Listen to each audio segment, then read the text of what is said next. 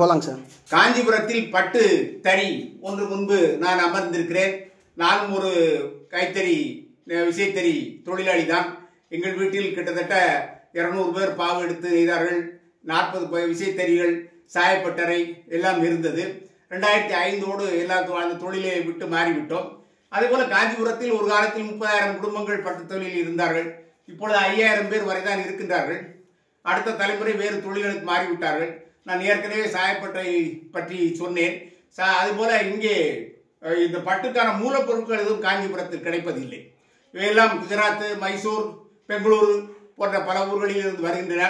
இன்றைக்கு இந்த தொழிலும் கூட வட இந்தியாவில் இருந்த ஷாக்கள், அவர் சா என்ற ஒரு இனத்தார், இப்பொழுது அவர்கள்தான் ஒரு தெரிந்தே இருக்கிற இந்த தொழிலில் முதலீடு போட்டு அவர்கள்தான் வாங்கி விற்கக்கூடிய நிலைமைக்கு காஞ்சிபுரம் தொழில் வந்திருக்கிறது. மற்றவர்கள் இப்பொழுது இந்த தறி நெசவு செய்கின்றவர் ஒரு பட்டு சேலை நெய்வதற்கு 1 வாரம் ஆகும். ஒரு சேலைக்கு 4,000 ரூபாய் கூலி கிடைக்கிறது என்கிறார். எனவே இது ஒரு பட்டு.